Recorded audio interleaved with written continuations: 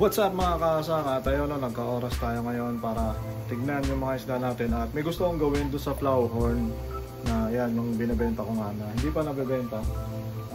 Yun, may gusto kong gawin sa kanya kaso may nawawala ako dito na hinahanap. At teka lang, pakita ko sa inyo ano yung nangyari.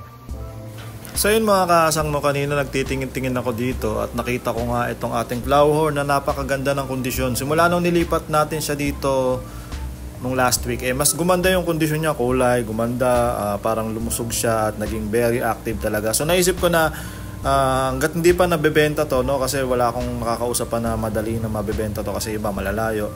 Naisipan ko muna na i-breed. So i-breed ko sana to dito sa ating isang Flowerhorn na female dito na dati ko pang pinapalaki din from fry na egg layer na rin. Pero nung tinitignan ko siya ngayon, kanina nung bago ako gumawa ng video na to, nawawala na siya. Hindi ko alam no kasi nung pinakain ko yun kanina nandito pa yun. So nakita ko nga rin yun na maganda yung kondisyon. Sabi ko baka pwede natin i-try breed. Pero talagang hinahanap ko. Ayan, nag-iikot-ikot na nga ako dito kasi inisip ko baka tumalon, baka andyan lang. Minsan kasi ganun yung mga flower kasi tumatalon yan sa tank nila. So sinisilip ko rin kahit itong ilalim talaga. Teka lang, silipin natin. So ayan, silipin natin yung ilalim. Pero wala talaga ako makitang sign na nandito siya, no, medyo mababa kasi yung tank na yan. So kanina ko pa talaga hinahanap, nawala na. So hindi ko alam kung saan na napunta kasi baka tumalon kaso yun nga, sayang.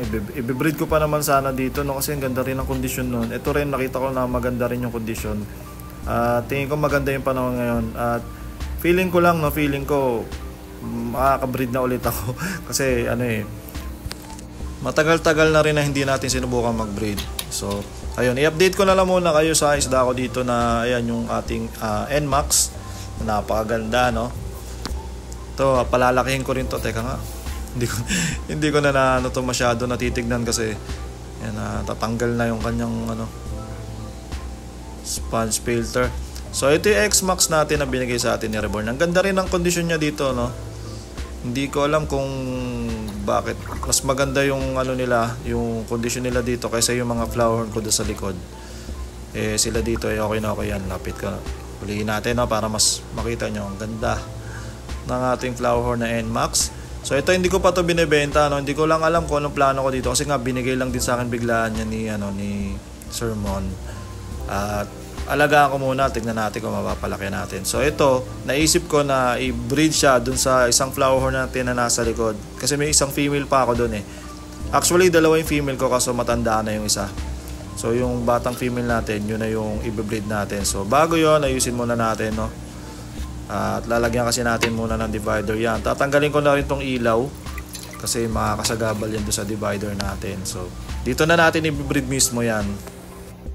So yung mga kasang, nandito nga tayo sa likod at papakita ko sa inyo yung ating female na Flowerhorn. Meron pa akong dalawang female na Flowerhorn dito na egg layers din to. Itong isang to, ito yung Alawis tree natin na medyo matanda na, mga 3 years old na yan. Ito yung galing sa fry, naka-4 na beses na yata ng itlog to.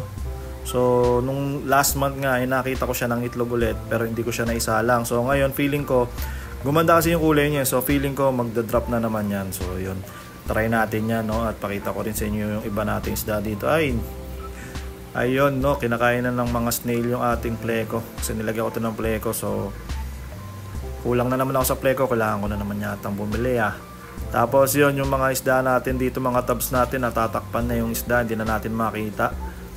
Tanggalin na nga muna natin to habang nandito pa ako, no. Ang bilis tumubo nito guys, lalo na pag maaraw kasi yung panahon ngayon maaraw So yung iba gustong-gusto ito. Ako, kung tatanungin nyo ako, ayoko nito kasi nga hindi ko nakikita yung mga isda.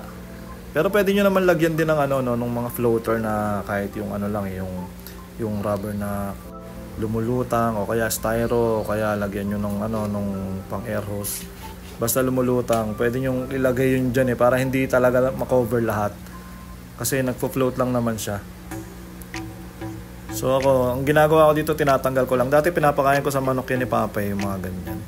Buti itong isang to wala So meron pa ako dito mga mga guppies. Ito yung isang batch ko ng tuxedo koi. So yung tuxedo koi, na-reset ko yan na lang yung natira. Meron pa ako dito AFR, trio na lang ata yung AFR ko dito at hindi na dumami ulit. So ayun, naisip ko nga na magdagdag o mag-reset ng mga strains din siguro sa mga susunod na araw o susunod na linggo. Baka bumili ulit ako ng mga bagong materials natin na gapi tsaka molly. So yun, magmo-molly tayo kasi medyo maganda yung ano ng molly ngayon, yung bentahan ng molly ngayon. Tanggalin na lang natin to. Sobrang kapal na nung halaman hindi ko na makita yung mga isda. Ayan, so ang dami kong platy dito, no, red balloon platy. Hayaan ko na lang dumami yan dyan. Dahil medyo mahina rin sa market yung red balloon platy natin. Dati ang lakas, ngayon medyo mahina na yung benta. So ayun, mamaya kukunin natin tong female na to. I-prepare muna natin yung paglalagyan nila kasi kailangan naka-divider yon. Teka lang, hugas na akong kamay. So ayun, kasi yung nangyayari pag kumakalat yung mga halaman na yan, yung mga duckweed, pag nailagay ko sa ibang tank yan, maya dami na naman yan. So i-update ko na rin kayo dito sa ating isang flower horn pa dito, yung ating iconic bee slab, no. So kung napanood nyo yung last o yung nakaraang pang video, nilagyan ko to ng nilagyan ko to ng heater pa nga kasi sabi ko matamlay siya kasi nung panahon na nag-uulan lumamig. Tapos pati ito, tinabi ko dito yung update ko na rin kayo, no. Tinabi ko dito yung ating GOC Easy Fires, yung Easy Fire na GOC na sinalihan ko. So yan, medyo mabagal siya lumaki kasi pure pellets lang ang binibigay ko sa kanya, tapos hindi ko pa masyado water change yan. So nilagyan ko siya ng heater, pero parang yung heater natin isang beses lang yata bumukas. So yun guys, ayusin muna natin yung paglalagyan natin dito, pagbibrida natin, no. Lalagyan natin ng divider. So ganun kasimple lang. Divider tsaka yung pag-iitlogan. Yan, yung matagal na nating gamit talaga yan. So ready na, kunin na natin yung isda. Tapos itatabi natin dito. Tignan natin kung makaka-breed nga tayo. So ayun, huli na natin itong female na mas mahirap pa yata umuli ng net Mas madali pa kamayin to Ayun, ang hirap. Ayun, nakita ko nga to. Talagang ayun, ang ganda ng kulay niya, 'di ba? Ang pula.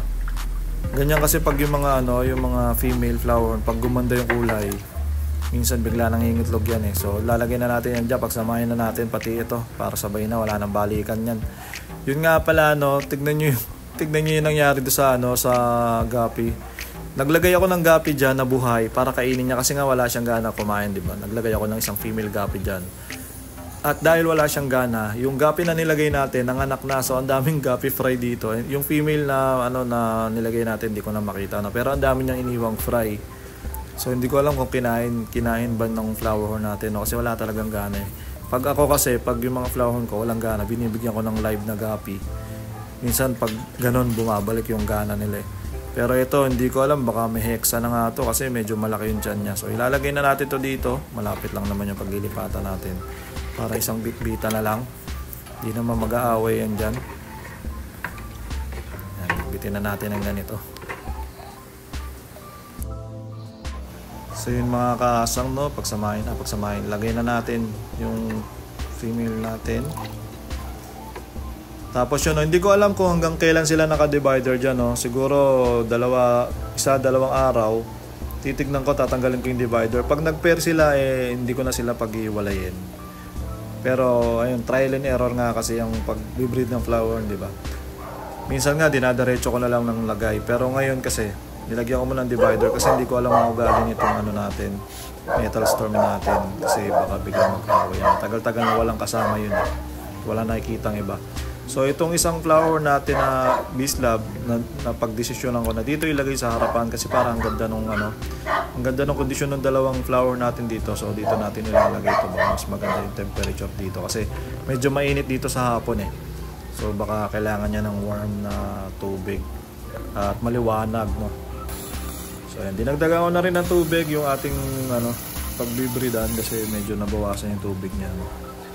Tapos tignan natin pag condition sila, yan medyo hindi natakot yung yung female natin. Ang ganda rin talaga nitong ating Sherman Genesis na nakuha ko rin yan from fry dati, tapos binenta ko iba yun, may mga natira akong female. Tapos ito Metal Storm, pambenta ko lang din to pero ngayon yun nga, kinip ko at binibenta ko pa rin ng 1.5 yan guys, Ang hirap lang kasi hindi ko siya maibenta kasi yung mga may gustong bumili malalayo. So kung makachamba tayo na may gustong bumili na kaya nating ipa-deliver to, bibigay ko ng 1.5 yan. So hanggang dito na lang muna. Peace out!